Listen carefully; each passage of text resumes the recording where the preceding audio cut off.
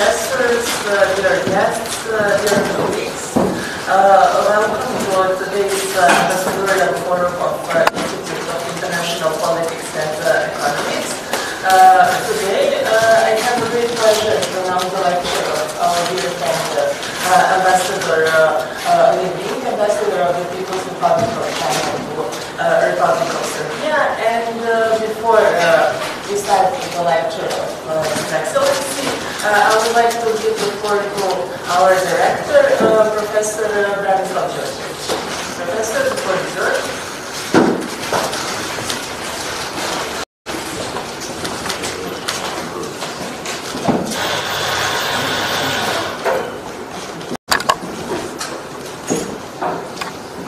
Vaše ekscelencije, uvažena posjetnice Narodne skupštine, gospođo August, dame i gospodo, poštovane kolegice i kolege, dragi prijatelji.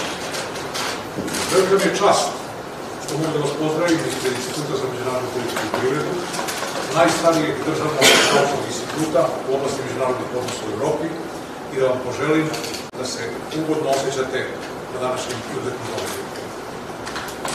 Dame i gospodo, Institut je ukazana posebna čast da organizuje predavanje njegove ekscelencije ambasadora Narodne republike Kine i našeg dragog prijatelja Minga, i ja mu se na ovaj način zahvaljujem. Kao sam uvod u predavanje, osvrnut ću se na nekoliko stvari. Ovu godinu obeležava jedinstven i značajan jubilej. 70 godina pred principa miroljubne aktivne koegzistencije, koje su promovisali Kina, tadašnja Burma i Indija. Ti principi, kasnije ugrađeni i u temelje pokreta nesvrstanih, predstavljaju i osnovu aktualne spoljne politike, ne samo Narodne republike Kine, već i Republike Srbije. Danas, kada svet stoji na ivici širokog sveobuhvatnog sukoba, sa oružjem koje odjekuje sa svih strana i rasprava koje se više usmeravaju na pravo na rat nego pravo na mir, čovečanstvu više nego ikada nije bio potrebni mir i razvoj. U takvim vremenima poštovanje principa miroljubne aktivne koegzistencije postaje vitalna potreba za opstanak. Zbog toga Srbija, teritorijalno i brojčano mala, vojno neutralna i zemlja koja snažno zastupa poštovanje međunarodnog prava, sa Kinom već godinama, bez obzira na aktualno ratno stanje u svetu, gradi međusobne odnose upravo na 5 principa miroljubne koegzistencije. Dame i gospodo, u poslednjih 10 godina ili više godina, odnosi između Republike Srbije i Narodne republike Kine doživjeli su izuzetan uspon u svim oblastima. Takav razvoj bilateralnih odnosa između dve zemlje krunisan je istorijskom posjetom predsednika Xi Jinpinga Srbiji u maju ove godine. Tom prilikom otvoreno je novo poglavlje u srpsko-kineskim odnosima i njihovom čeličnom prijateljstvu, kroz rast postojećeg sveobuhvatnog strateškog partnerstva u zajedničke budućnosti između Srbije i Kine u nove eri. Srbija je prva zemlja u Evropi koja ima partnerstvo sa Kinom na ovom nivou. I duboko sam uveren da će i ovo poslužiti kao primer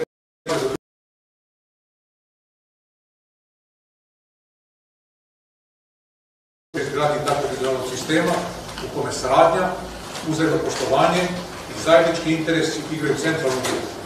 Doprinoseći tako globalnom razvoju mira i srpski hram nauke o međunarodnim odnosima, koje je to već 8 decenija, sigurno je posvećen doprinosu toj ideji. Dragi prijatelji, sveobuhvatni odnosi Srbije i Kine su ne samo na najvišem diplomatskom i političkom nivou, već su prevazišli, slobodan sam da kažem, granice obostrano očekivanja. Jedan od temelja saradnje naše dve države čini usaglašenost njihovih stavova o nepovezivosti integriteta i suverenosti svake zemlje, te pridržavanju normi međunarodnog prava i postulata Ujedinjenih nacija. U tom smislu Kina jasno podržava srpski stav po pitanju jedinstvenosti teritorije i integralnog sastava srpske države koju uključuje provinciju Kosovo i Metohiju kao suverenu srpsku teritoriju, kao što Srbija posmatra Tajvan kao kinesku teritoriju. Pored toga, Srbija podržava i nove kineske inicijative kojima se aktivno promoviše mir i stabilnost u svetu, poput globalne razvojne inicijative, globalne vezane inicijative i globalne civilizacijske inicijative. Sve ove inicijative u skladu s već usvojenim srpskim strategijama i vrednostima koje se dava. Dame i gospodo, u godini koja je pri kraju Kina je proslavila 75 godina od osnivanja, a institut je uzeo aktivno učešće u obeležavanju tog događaja. Delegacija instituta boravila na poziv Ministarstva spoljnih poslova Kine na impozantnom obeležavanju 70 godina od ustanovljavanja petog cikla spoljne politike Kine, kojom prilikom je predsjednik Kine Xi Jinping izneo i pravce razvoja spoljne politike Kine u narednom periodu. U oktobru ambasada Kine uzela i više aktivno učešće u organizaciji međunarodne konferencije Dijalozi o Kini, koje smo organizovali. Posljednje radi, na toj konferenciji učestvovali su naučnici iz 27 zemalja, samo po tome, naši Dijalozi o Kini su najveći naučni skup posvećen spoljnoj politici Kine, koji je ove godine održan u Evropi, a možda i u svetu. Za narednu godinu planirano je zajedničko obeležavanje kineske nove godine 23. januara i nova konferencija Dijalozi o Kini u oktobru. Dragi prijatelji, imajući u vidu dugogodišnju izuzetno plodnu saradnju instituta i ambasade Narodne Republike Kine u Srbiji, institut je doneo odluku da ambasadi dodeli veliku kvalitetu, najviše priznanje naše institucije. Kako je njegova ekscelencija Li Ming, kako je bio sprečen da primi priznanje na Svečanoj akademiji u školu dana instituta, 6. decembra, ja ću te sada učiti.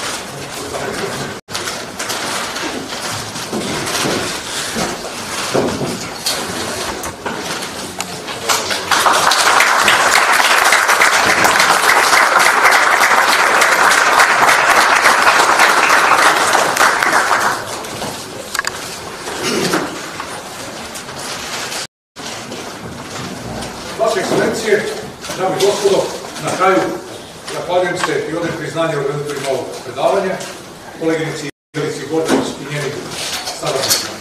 Ne sumnjajući da ćemo prisustvovati izuzetnom događaju, svima vama želim dobro zdravlje i lepšu budućnost čovječanstva. Živjela Kina, živjela Srbija.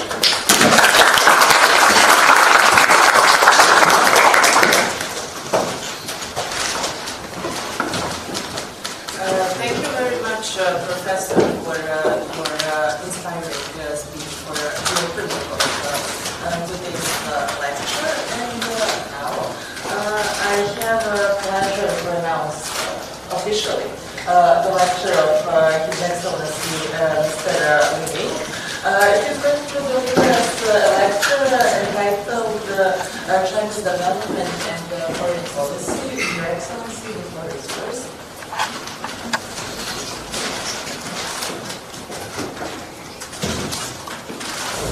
Thank you, Master Sen.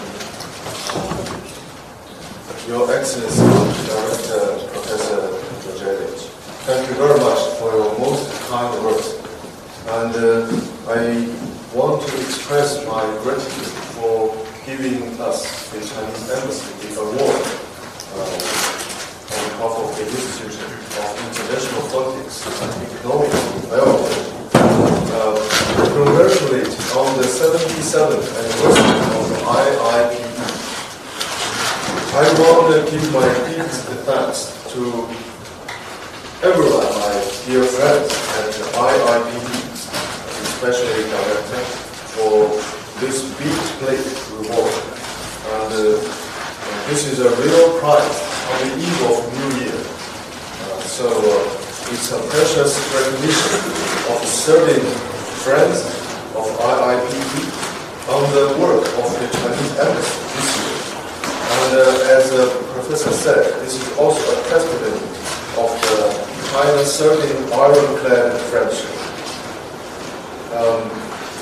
In any country-to-country relations, academic exchange always plays a unique and important role, as we can see through the role played by IIPE. This is one of the oldest and most prestigious research think tanks on international relations in Europe, and it has already become the leading platform for for China-Serbian academic exchanges and cooperation. Many in China, the top-level think tanks in China, including China's Institute of International Studies and Chinese Academy of Social Science, have already established solid and firm cooperation mechanisms with the IIPE. Professor visited China every year on many occasions. And this year, Professor already visited China twice, and he attended the conference marking the 70th anniversary of the 5 Principles of Peaceful Coexistence under the 10th China CEEC High-Level Symposium. The annual Dialogue on China conference hosted by IIPE, which has been mentioned kindly by Director, Professor, is already one of the biggest international conferences on China in this continent this year. We do share a lot of similar ideas and visions with IIPE. Please allow me, again, I want to thank the Director for your professionalism and contribution to our bilateral friendship. Please allow me to take this as my message of thanks for accepting this reward. I hope that in the new year of 2025, we will continue our cooperation and dialogue. I'm sure more fruitful outcomes are waiting ahead of us. Now, ladies and gentlemen, please allow me to enter into my address, briefly to brief the China's foreign policy. Of course, the title of today's address for me is China's Reform and provides stability for the turbulent world. The reason is about when we talk about China, we need to learn more about China's domestic development, China's economy, and China's foreign policy, as well as China's contribution to the world. So I want to especially thank distinguished guests, Honorable Deputy Speaker, Ms. Marina Ravic. Thank you for your participation.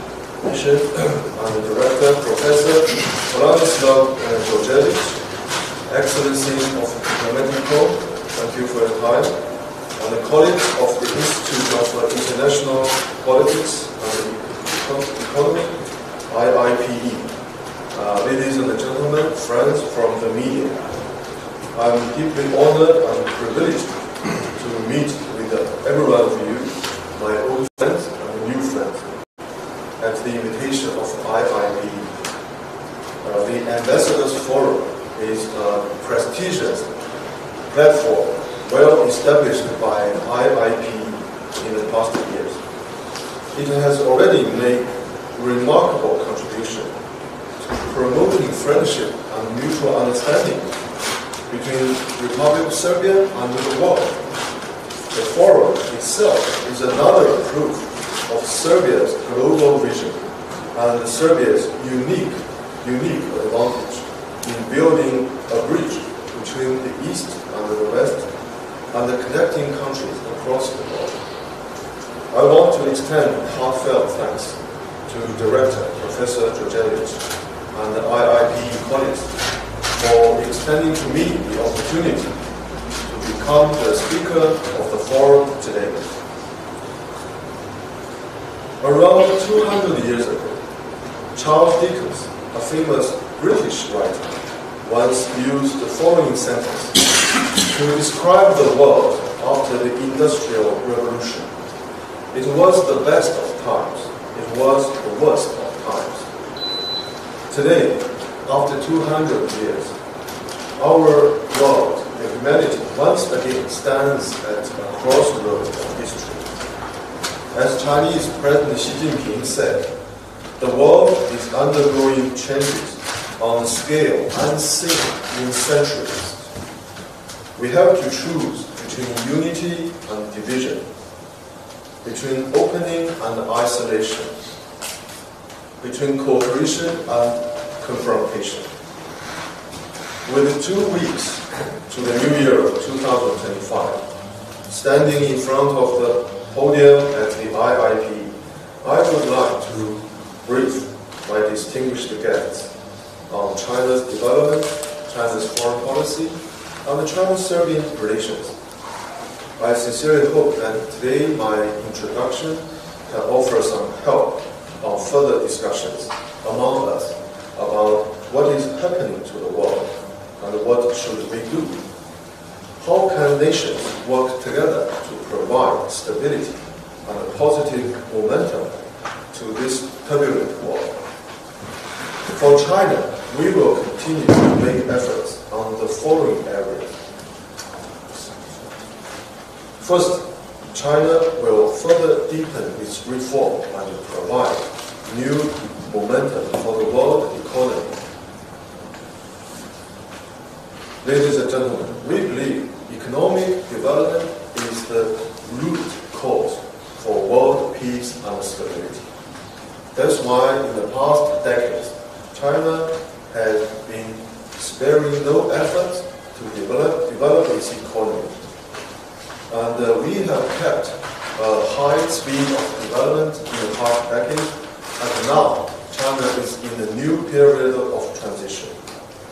This year, I want to draw your attention on 2 important meetings in China. The first one is the 3rd plenary session of the 20th Central Committee of the CPC. This meeting was held in July this year. The major topic of the meeting is about further reform to advance Chinese modernization. Chinese modernization is a concept raised by President Xi Jinping, so we can work towards an even brighter future of China's development. This plenary session has outlined more than 300 important reform measures. It emphasized that China will never stop its reform and opening up to the world. After this important plenary session, only 5 months,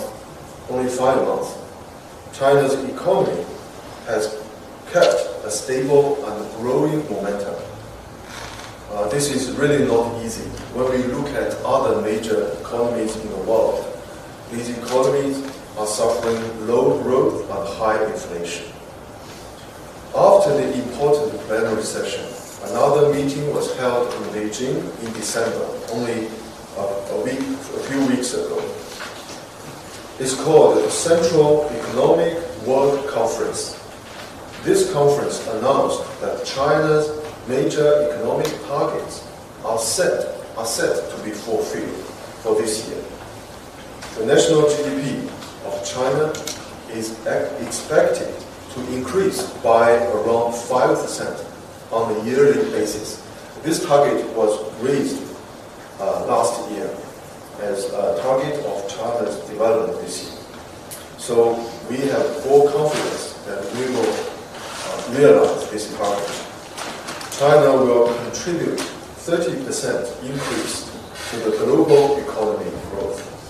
And China's foreign exchange reserve is now more than 3.2 trillion US dollars for the year of 2024 this year.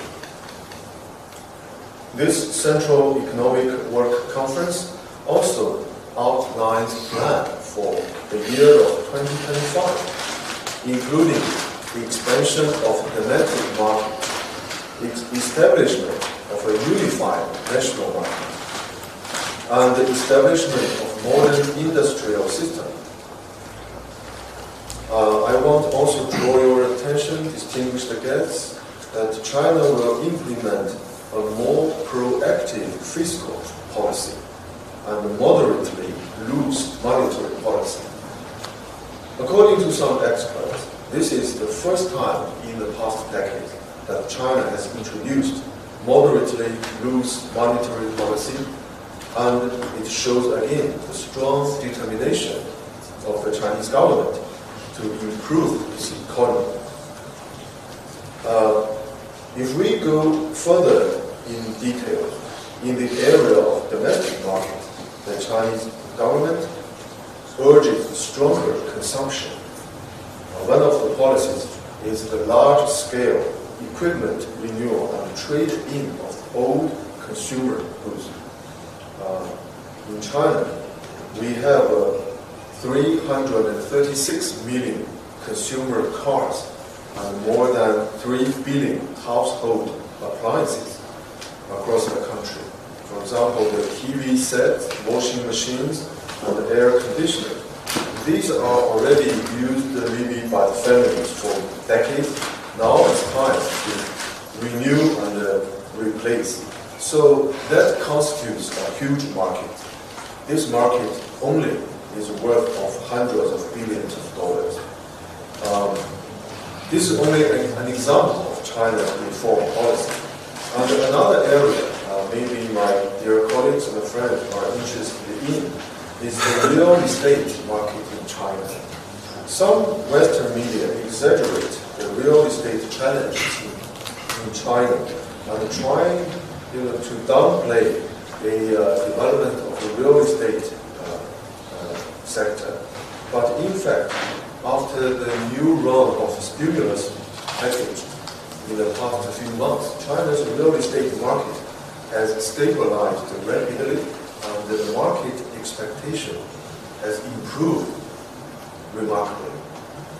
So basically, the goal, the purpose of China's economic restructure has never stopped, and its purpose is to switch from high-speed growth in the past decades to a high-quality growth, from high speed to high quality.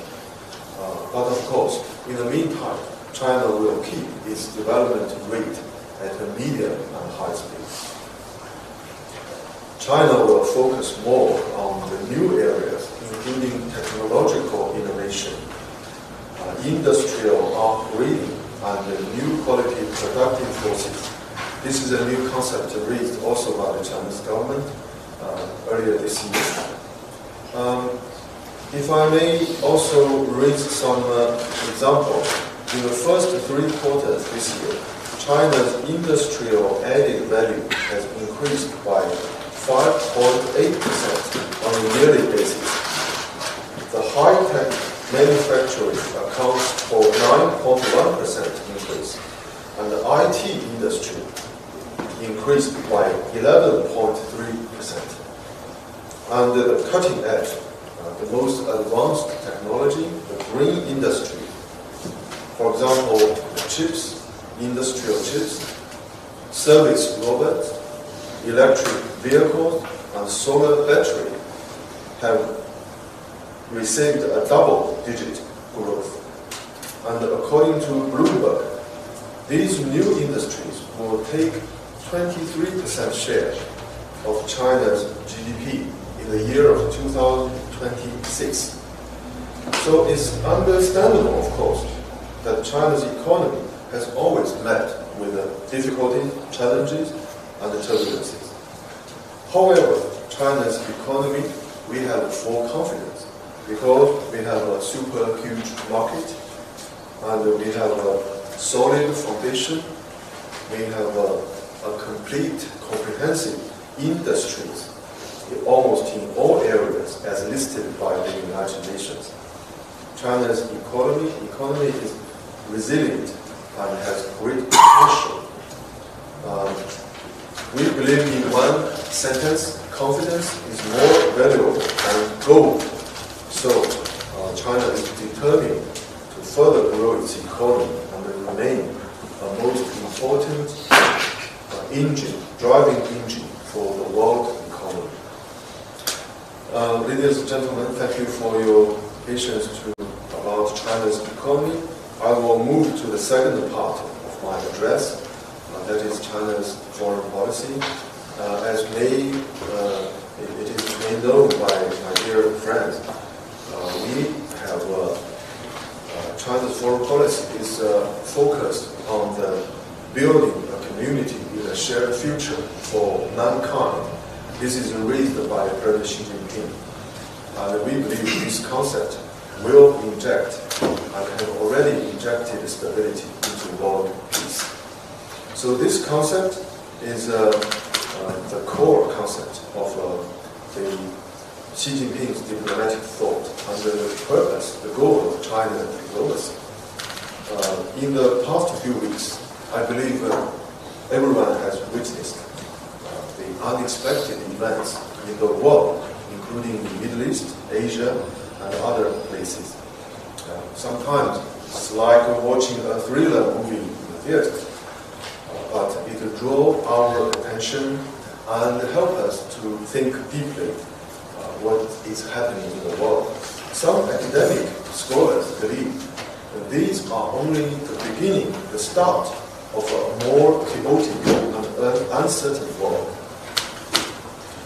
Faced with these challenges and uncertainties, China is determined to call for an equal and orderly multipolar world. And we call for a universally beneficial and inclusive economic globalization. This is our basically two principles. We want to inject more certainty together with other countries into this uncertain world. I would like to share my perspective in three areas. Firstly, China is a force for world peace. We believe that in the new era, faced with various global challenges, the demanding task of keep security and safety of all countries is tied together. No one enjoy security alone. We are closely connected with each other. China has been a builder of world peace, a contributor to global development, and a defender of international order. China, our principle is to respect each other's sovereignty and territorial integrity. As the director said in his introductory remarks, and we should take the legitimate security concerns of other countries very seriously and resolve disputes and differences through dialogue and consultation. We should actively explore a path for major countries to exist in peace in the world and work together for a new type of international relations. This new type of international relations should be characterized by respect, fairness, justice, and win-win cooperation. Talking about some hotspot issues we are facing today, regarding the Ukrainian crisis, China believes the immediate urgency task is no expansion of the battlefield, no escalation of fighting, and no provocation by any party. China has been pushing for de-escalation of the situation as quickly as possible. China is committed to playing a constructive role, engage in shuttle mediation, and promote talks for peace. We do not throw oil on fire. We do not exploit the situation for selfish gains. In September this year, China, Brazil, Egypt, Indonesia, South Africa, and other global South countries have jointly launched a group of Friends for Peace. Its purpose is to uphold principles of the United Nations Charter, to build consensus for political settlement of the Ukrainian crisis and contribute to a prospect of peace. Ladies and gentlemen, regarding the Palestinian issue, China believes there must not be any delay in reaching a comprehensive ceasefire, and the only way out is the two-state solution.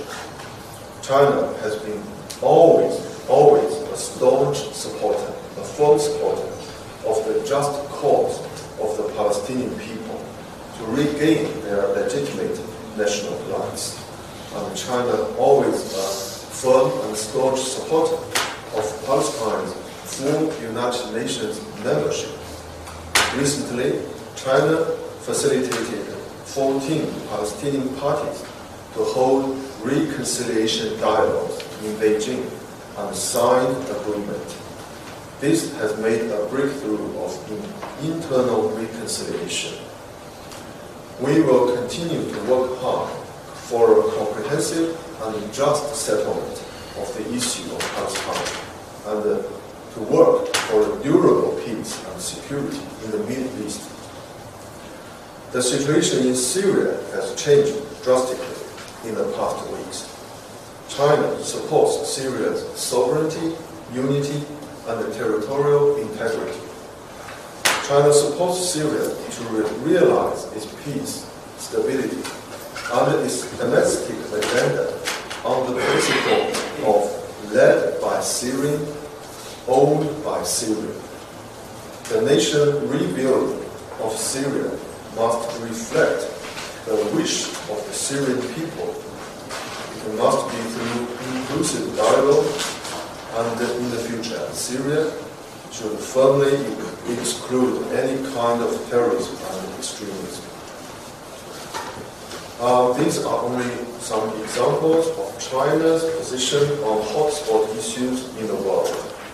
And I want to also mention, thanks to China's mediation, the Saudi Arabia-Iran reconciliation was also a major victory, a major step for dialogue and peace, and it is a useful practice of Chinese way of settling hotspot issues.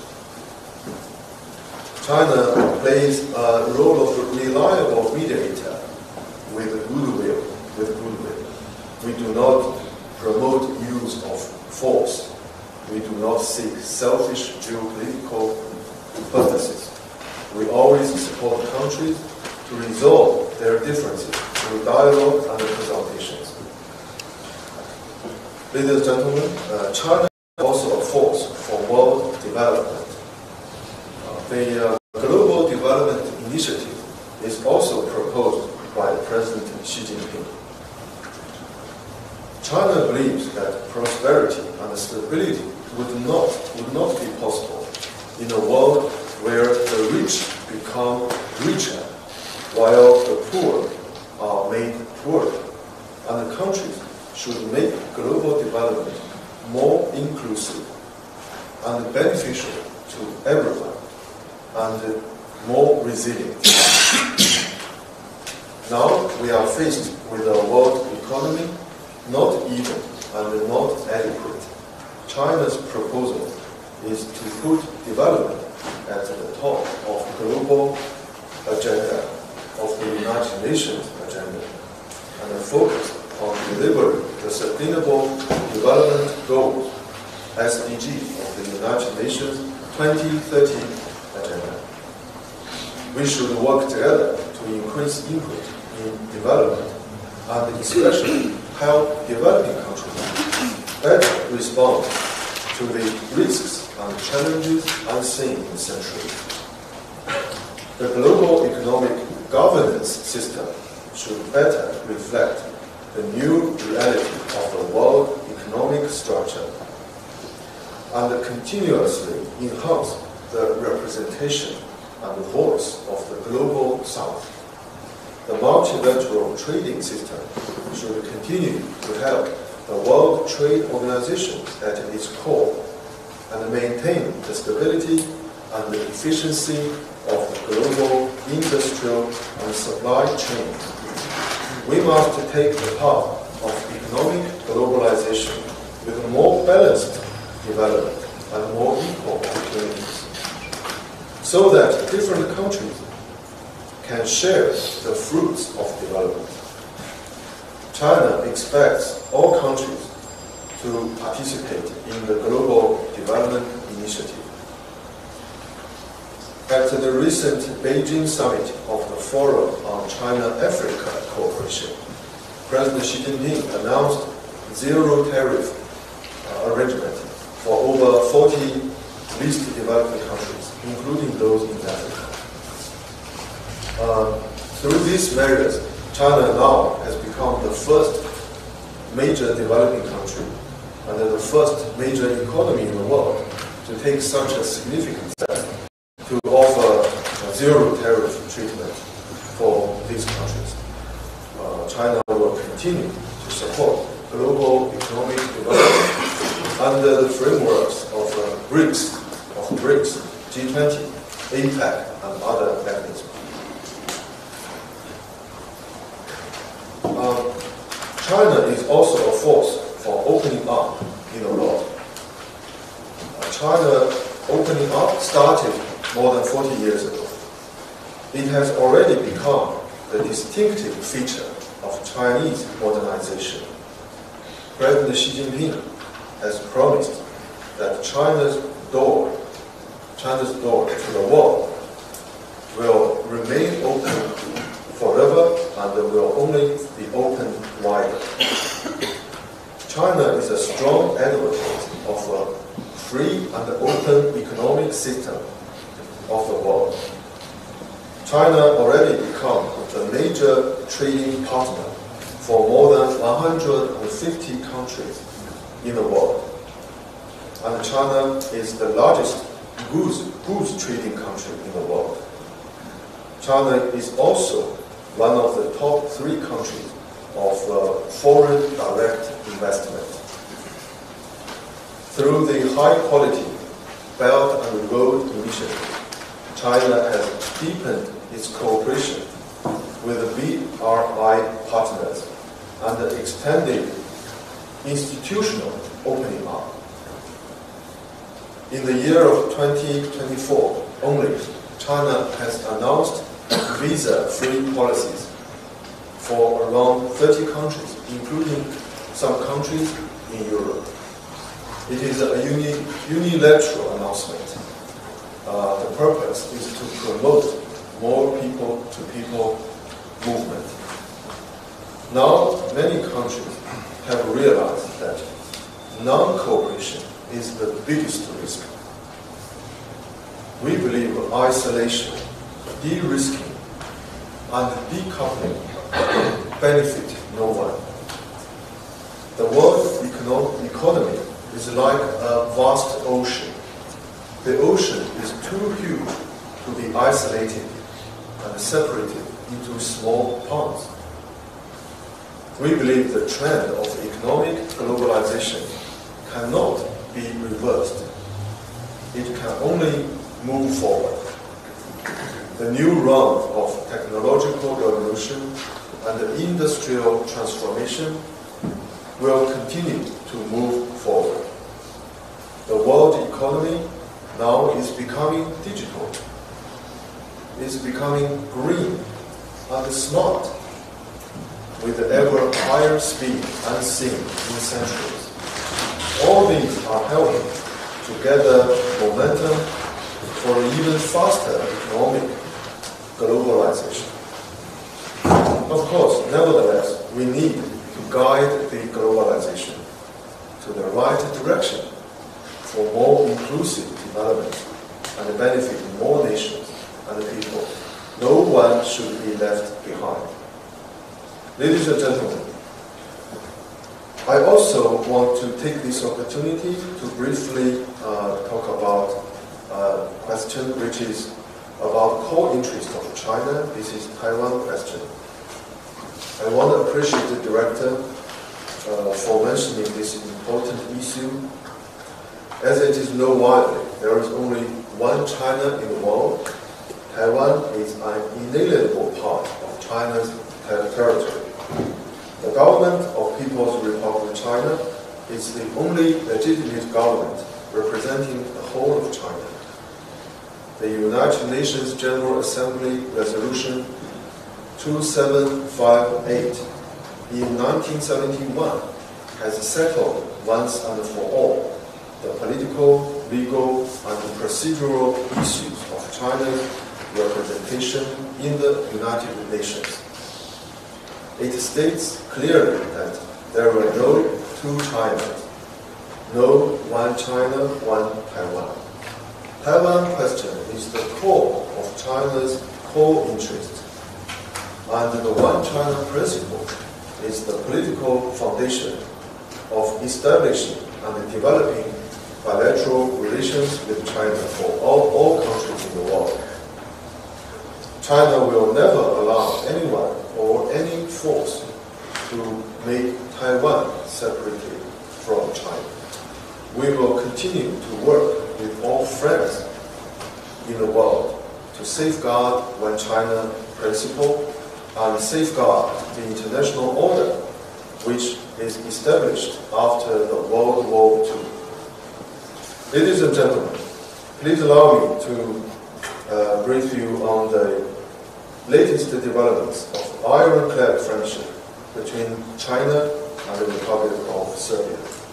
A week ago, I had the chance, together with excellencies in the diplomatic corps, to attend the Expo flag handover ceremony hosted by the Serbian government and the International Organization for World Expo, and I was excited to witness the milestone moment in the history of Serbia.